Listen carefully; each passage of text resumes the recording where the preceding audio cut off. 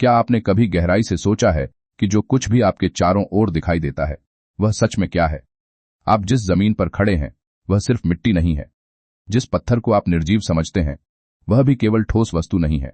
जिस सूरज को आप हर सुबह उगते देखते हैं वह केवल आग का गोला नहीं है।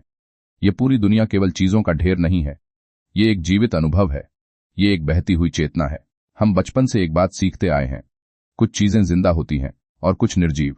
इंसान जिंदा है, जानवर जिंदा हैं, पौधे जिंदा हैं, लेकिन पत्थर, पहाड़, नदी, हवा, आकाश, इन्हें हमने निर्जीव मान लिया। पर क्या सच में ऐसा है, या फिर यह सिर्फ हमारे देखने की आदत है? जरा रुककर महसूस करें। जब आप किसी शांत जगह पर बैठते हैं, जब आप किसी पुराने पेड़ के पास खड़े होते हैं, जब आप नदी की धारा को देखते हैं या सूरज की रोशनी को अपनी त्वचा पर महसूस करते हैं, तो क्या वह अनुभव खाली होता है?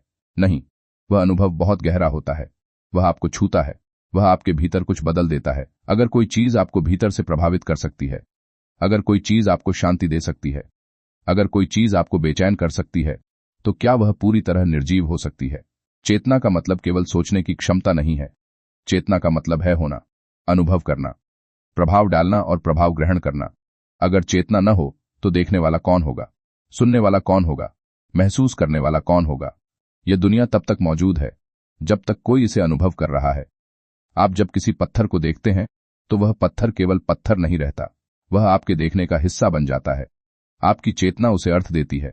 सूरज केवल आकाश में चमकता हुआ गोला नहीं है, वह जीवन का स्रोत है। वह हर पौधे में हरियाली बनकर बहता है, वह हर इंसान में ऊर्जा बनकर सांस लेता है। अगर सूरज न हो तो यह धरती शांत, ठंडी और सूनी हो जाएगी।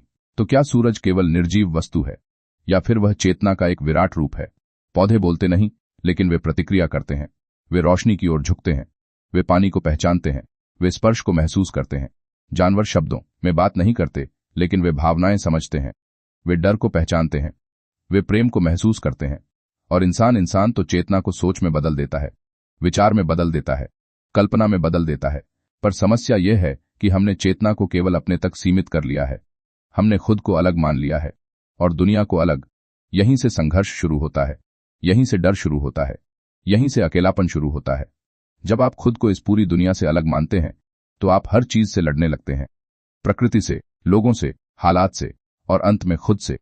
लेकिन जब आप यह देखना शुरू करते हैं कि सब कुछ एक ही चेतना के अलग अलग रूप हैं, तो कुछ बदलने लगता है। तब पत्थर भी आपका दुश्मन नहीं रहता, तब मौसम भी आपको सजा नहीं देता, तब परिस्थितियां भी आपको तोड़ने नहीं आती। तब हर अनुभव एक शिक्षक बन जाता है।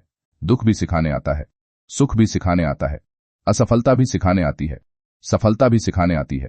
जब आप यह समझते हैं कि हर चीज जिंदा है तो आप सावधान हो जाते हैं। आप हिंसक नहीं रहते, आप लापरवाह नहीं रहते। आप बोलने से पहले सोचते हैं, आप चलने से पहले महसूस करते हैं, आप लेने से पहले धन्यवाद देते हैं।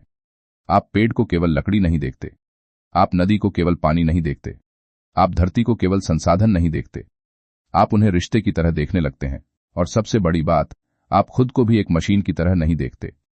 आप समझते हैं कि आपकी थकान भी कुछ कह रही है, आपका डर भी कुछ कह रहा है, आपकी बेचैनी भी कुछ संकेत दे रही है। जब पूरी दुनिया चेतना है तो आप कैसे अकेले हो सकते हैं? आप अकेले तभी होते हैं जब आप खुद को अलग मानते हैं। लेकिन जब आप यह देखना शुरू करते हैं कि सब कुछ एक ही स्रोत से निकला है, तो भीतर एक गहरी शांति उतरती है। तब जीवन बोझ नहीं लगता, तब सवाल दुश्मन नहीं लगते, तब मृत्यु भी डरावनी नहीं लगती। क्योंकि चेतना न जन्म लेती है, न मरती है, वह केवल रूप बदलती है। आज अगर आप ये वीडियो सुन रहे हैं तो यह भी एक चेतन अनुभव है। यह शब्द भी केवल ध्वनि नहीं है, यह आपकी समझ को छूने आए हैं। अगर इस वीडियो ने आपको थोड़ा सा भी अलग देखने में मदद की है, अगर आपने एक पल के लिए भी दुनिया को नए नजरिए से महसूस किया है, तो यह वीडियो सफल है। ऐसे ही गहरे, सरल और जीवन को अलग नजर से देखने वाले विचारों के लिए क्रिएटिव दिमागी सोच चैनल को अभी सब्सक्राइब करें। यहां हम शब्दों से नहीं, अनुभव से बात करते हैं। यहां हम जानकारी नहीं, समझ साझा करते हैं। आप अकेले नहीं हैं, आप इस पूरी चेतना का हिस्सा हैं और यह सफर अभी बाकी है।